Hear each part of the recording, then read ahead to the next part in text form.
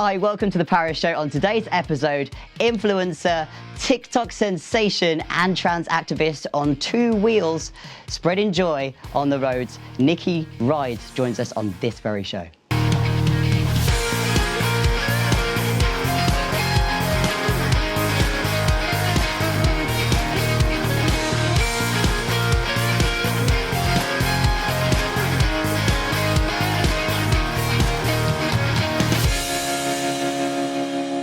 Welcome to The Paris Show. With us now is someone who proves that joy, confidence and unapologetic authenticity travel brilliantly on two wheels. She's a creator, a rider, a woman who has built a community by simply showing up as herself, whether she's taking on a sunrise ride, showing the realities behind the helmet, or reminding us all that being visible matters. Her feed, her content, her Instagram, TikTok, the works, it's full of open roads, amazing moments, the kind of energy that makes you want to get out there and live your life a little bit louder. Please welcome to this incredible show, Nikki Rides. Hello, Nikki Rides. Oh my God, I've been gagging to get hold of you on this show for a little bit, for a minute now. I'm tough to get hold of, I know. I'm always on the bike, it's not my fault. Listen, there is just something really, really special about being on a motorcycle, and I am a baby to the roads when it comes to being on a bike. I've driven cars since I was 17. I'm 35 now, so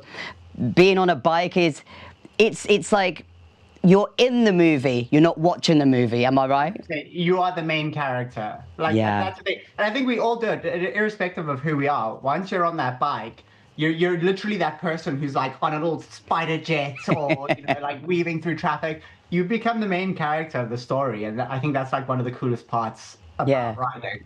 And do you know what gave you that light bulb moment? What made you fall in love with the idea of, I want to ride a motorcycle?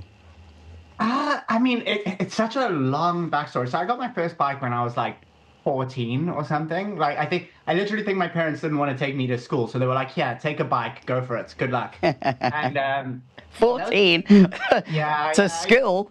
Wow. In South Africa, okay. It's the wild south. And so anyway, like fast forward a couple of years, like that bike got crashed. I had a couple of little other ones in between that, but I think I truly fell in love with riding. A friend of mine, also a trans girl back in South Africa, I tattooed her, and she helped me get my first big bike. And her and I rode together a lot, almost 3 or 4 times a week. She was very, very early on in her transition. So I think I was kind of showing her how to find herself. And she was introducing me to this life of riding, like properly, as like actual bikers. Oh. And we spent so much time together, and I found myself being on my bike every second I wasn't working, or every second I wasn't, parenting, or in any moment that I had to myself, I found myself on my bike because it kept me off of social media. And, I think in a world where we're constantly bombarded with negativity, and I've always put myself on social media because I think representation is important. Yes. I found myself just being sucked into it so much. Mm-hmm. So putting me on a bike where I wasn't able to focus on any of that, and I was able to just focus on myself and keeping myself alive and just enjoying the time to myself, became such a big thing for me. So that was kind of the start of it. I have so many more stories that like add on to the love that I have for riding, but I think that was kind of like the initial point. Yeah. And do you know what, for me as well, I find that I'm very much in the same, where if I have a moment, I have a day, or have an hour or a couple of hours, the last thing I want to do is go and see friends. The last thing I want to do is stay at home. I want to get on that bike, and it helps with your mental health so much. It's like it opens a portal of joy. Does that do you feel the same as me? 100%. I think I kind of related to meditation of some sort, because meditation is being mindful, right? It's being in a place and focusing on one specific thing without any sort of distractions. And when you're riding, you're focusing on one thing, and that's the road in front of you.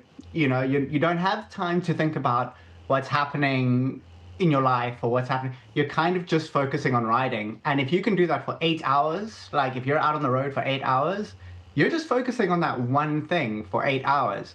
So it's like the purest mindfulness you can get in today's society, for me anyway. Like you're not thinking about anything else. It's you, it's your bike, you're focusing on how it sounds and how it feels and how it moves. And it's beautiful. Do you know what people don't understand who don't ride motorcycles? And they ask me to explain, like, oh, well, what does it feel like? I say to them, like, okay, you get new smells every 20 seconds. You get new things that you see. You feel the wind hit you differently. And sometimes the wind can really humble you if it's very windy, to the point where you're like, oh my gosh. But there is no better feeling than getting on that bike and you feel that sense of freedom. And I've said to them, it's like being on horseback / flying on the road. Yeah. So that's like, it makes me feel it's so free. And what I love as well about your content is the representation is absolutely key. It's so important. And being trans non-binary and seeing somebody that is within the community, I feel seen, and it feels really beautiful and quite precious, actually, that I'm seeing other people that have joy in their life, that are part of the community, that are on motorbikes. And your motorbike is so cool. The colors. Tell it, for somebody that's never seen your motorbike before, just like paint a picture of what your bike looks like. So my bike is the trans flag, basically. It's the trans colors. I'll tell you the backstory as to why I painted it like that. Yes. Because I am stubborn. I came across. So the thing, it's so multifaceted.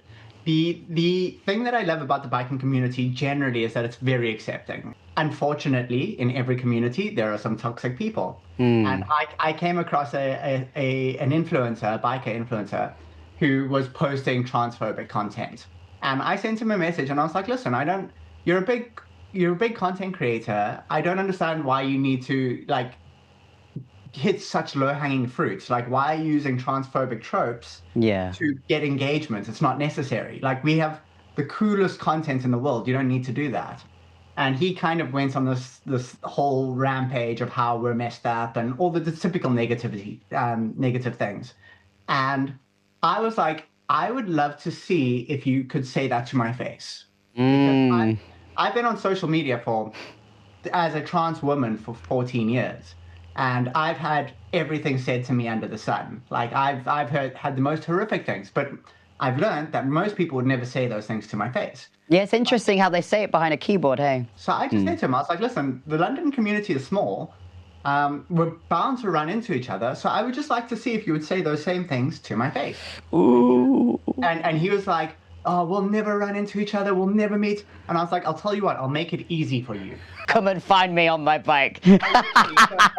It started with me painting my trans colors. And I put the trans flag at the back of the helmet. And I even said to him, I was like, listen, I've put the flag at the back because I know you're a slower rider than I am. So you'll be seeing me from behind.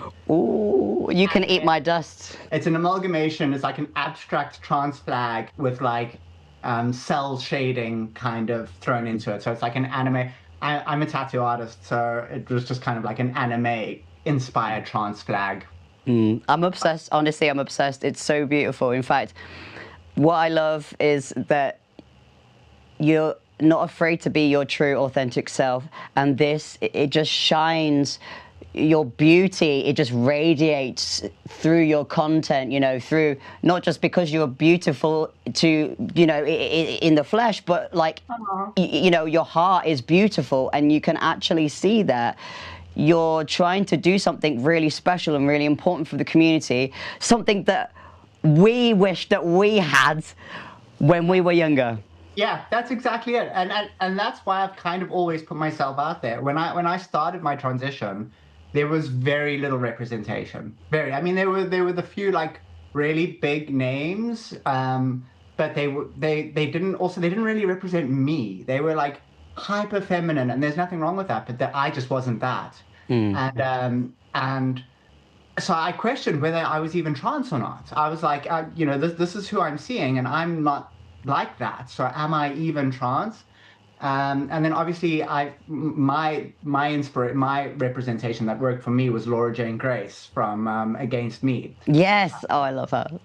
because she was covered in tattoos, and she was like, I'm not going to change my voice. I like my voice. Like, and I was like, oh, there we go. There's someone who's not like a Barbie. And I don't say that in a negative way. Just she represented more like a punk rock soul kind of thing. And I was like, Yeah. there's me. And when I started my transition eventually, I said I was going to be that representation for people who are like me, who Love are this. maybe a little more punk rock and a little more like boyish, and tattoos and bikes and stuff like that. And I've had pushback from within the trans community the whole time. Oh, you should be a little bit more feminine, and you shouldn't ride bikes, and you should. I am who I am, like I think I've fought with myself along the way constantly, do I assimilate? Do I conform? Do I. But it seems disingenuous. I'd rather be hated for who I am than loved for who I'm not. I don't want to leave a closet to get into a bigger closet, Yeah. Yeah. So I think that's why my content is important for me. It brings me joy, obviously, but I try hard to make sure that I'm authentic in everything, in the highs and the lows. Stay right there, Nikki Rhodes, because we've got to cut to a break, and then we'll be back for more. We've got to chat more about being on the bike. It's just so freeing. So stay right there. Don't go anywhere.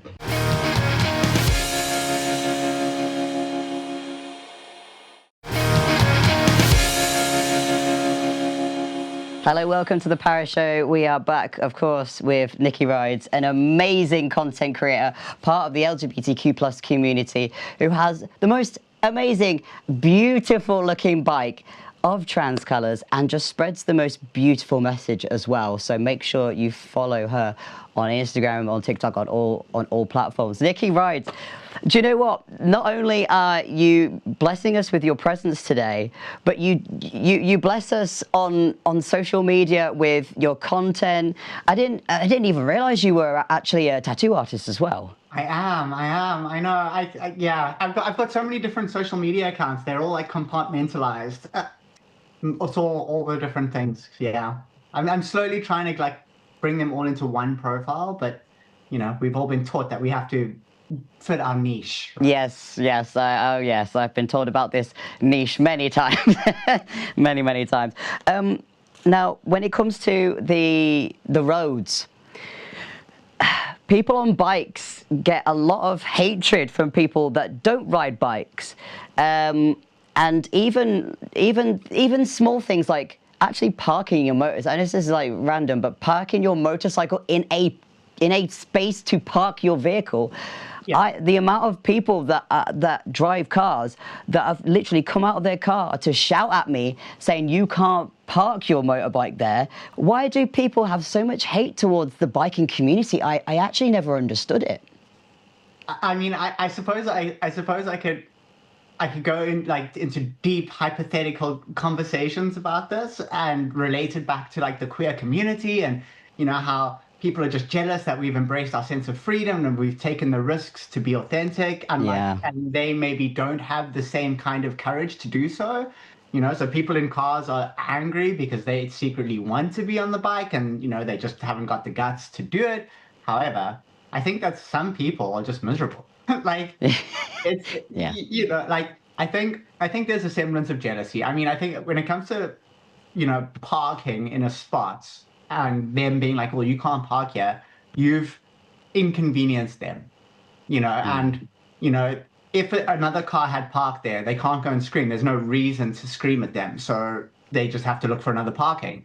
But when it's a bike, it's a different thing. They're like, oh, but it's so small, you don't... And you're like, I'm paying for the parking just like you're paying for the parking. I am entitled to all the space. Yeah. However, you're different. You're a smaller vehicle. You're not a car. So they're like, oh, you've inconvenienced me, so now I'm going to shout at you. And I think that's ultimately what it comes down to. Lane filtering, we're allowed to do it. Like it is within the realm of our law in the UK to lane filter. And people get upset because they have to sit in traffic. And I'm always just like, okay, well, buy a bike then if you don't want to sit in traffic. It's not against the law to actually lane filter. Like you can actually do that, and you're allowed to go around cars and go in front of them as well. But people are just like, I've had cops. I've actually got a video where a cop moved out the way for me so that I could carry on filtering. You know, so people were like, Nice. "That's illegal," and I'm like, "It's really not." Like, no. I think it just comes down to the fact that like a lot of people are upset that we get privileges, but we don't. We take a certain amount of risk by riding a bike. Yeah. And lane filtering mitigates that risk because filtering is actually safer. Because being wedged between two cars is a commonality. It happens often. You know, cars, because we're not like big, people driving their cars and on their phone or not paying attention necessarily can't see our brake lights or can't see our car because we're little. So being wedged between two cars is something that does happen quite often. So us being on a line and filtering and not being in that situation just keeps us safe. What is it? Tell me, how does it feel for you to get on that bike, to do what you do, to get on the road, to feel that freedom in a male-dominated community? There's always a backstory to any kind of to this question. Before I moved to the UK, I went and lived with my parents in a really small town called Mpumalanga in South Africa. Very conservative, very religious. In fact, the first night I was there, I almost got into a fight. Some guy wanted to fight me just because I existed. Oh my gosh. And yeah, luckily it didn't. I bribed him with tequila to basically leave me alone, and he ended up passing out on the floor. And I was like, wow. I'm glad you were safe in that moment. Thank goodness for that. I think my history. So before I started my transition, I was like a cage fighter and a bouncer, and I was like your typical alpha bro. So Hang on a second, cage fighter. What? yeah. What?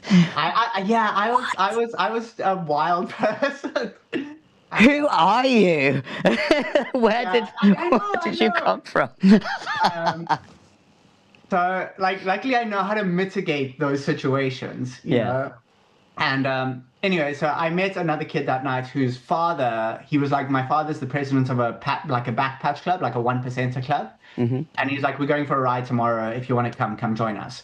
So I woke up the next morning completely hungover, and I was like, oh, well, let's go, you know? Yeah. So I get on the bike and I go meet these guys, and I meet the son and I meet the dad, and the dad looks like a Hell's Angel. He's like a 1%er, like a hardcore biker. Wow. And I'm like, okay. And now I'm panicking because I've almost got assaulted the night before. I'm very obviously trans. I don't like try hide, like, especially when I'm that hungover, I'm not putting any effort in.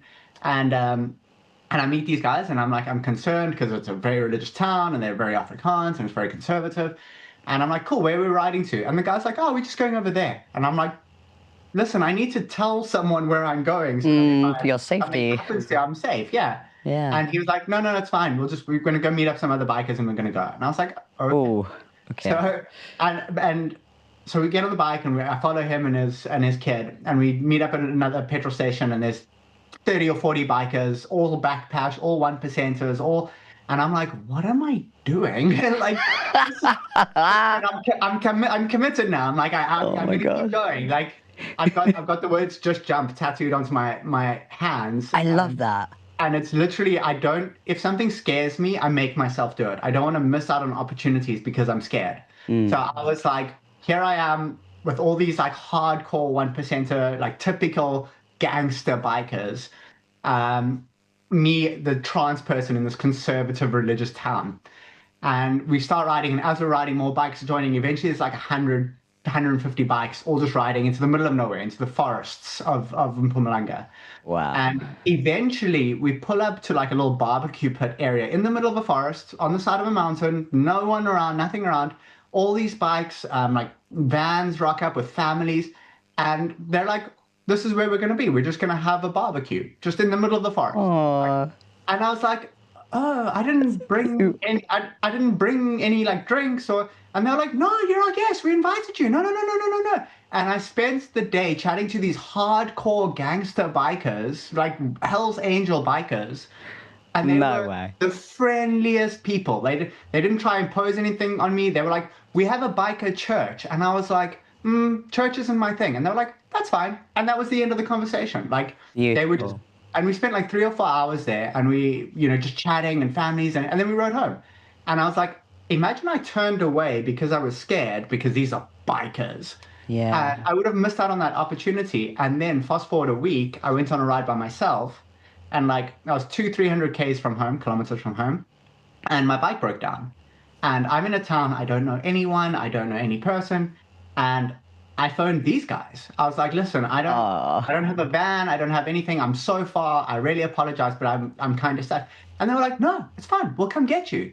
And they drove all the way there with their truck, loaded my bike up, drove me. They bought me snacks because they were like, you've been in the sun waiting. Like, here's drinks and snacks. They drove me to their mechanic, got my bike fixed, and didn't ask for a cent. They never asked me for anything. And Wow.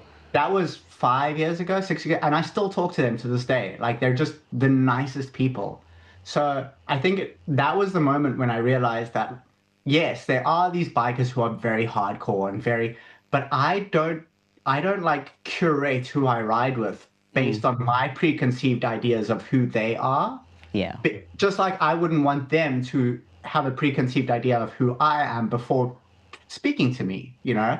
I want people to appreciate and love me based on who I am, not what I am. If you go into it just without like judgment and without any preconceived ideas of what to expect or whatever, most people would be pleasantly surprised by how accepting and how welcoming the community really is. Nicky Rides, thank you so much for joining us on the show. It's been a pleasure. We'll get out on the road soon one day. Definitely. 100%. Thank you so much for watching today's episode. Appreciate you being here. The next episode, we've got an amazing guest, so make sure that you keep it locked to The Paris Show. Catch you in the next one.